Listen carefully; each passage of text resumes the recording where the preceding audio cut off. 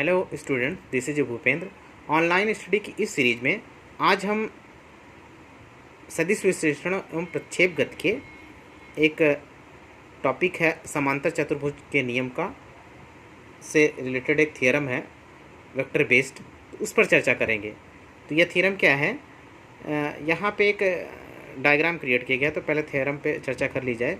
यदि दो वेक्टरों को परिमाण व दिशा में किसी एक समांतर चतुर्भुज की किसी बिंदु से खींची गई दो संलग्न भुजाओं से प्रदर्शित करें तो उनका परिणामी परिमाण व दिशा में समांतर चतुर्भुज के उस विकर्ण द्वारा निरूपित होगा जो उसी बिंदु से खींचा गया है।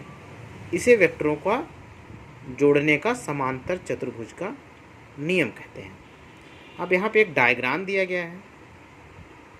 डायग्राम क्या है,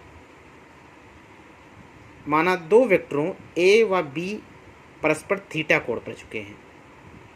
इनकी परिमाण व दिशा में समांतर चतुर्भुज OP QS की संलग्न भुजाओं OP तथा OS से डिनोट किया गया है। समांतर चतुर्भुज के नियम से A व B का परिणामी यहाँ पे R दिया गया है। परिमाण व दिशा में विकर्ण OQ से निरूपित होगा।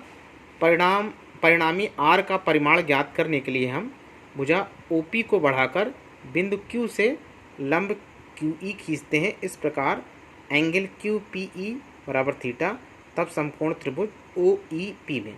यहाँ पे देखिए कि एक ओरिजिन दिया गया है। तो अगर हम यहाँ पे कोई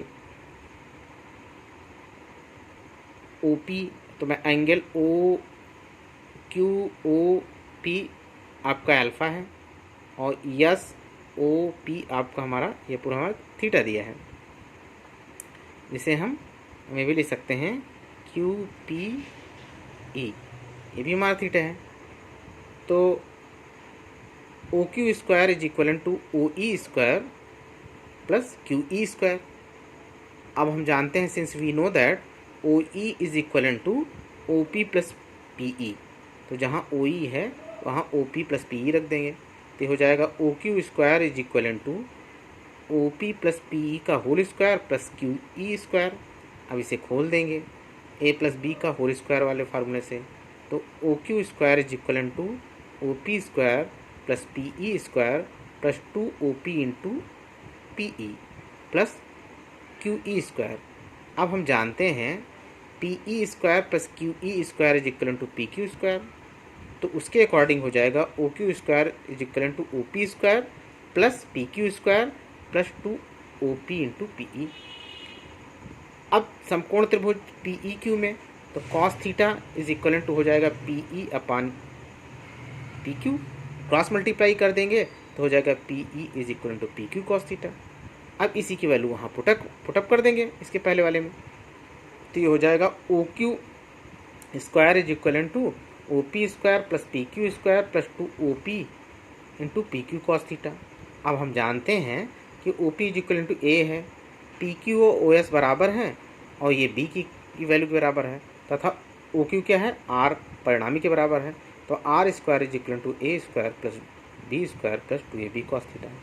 तो R is equal to under root A square B square plus 2AB cos theta.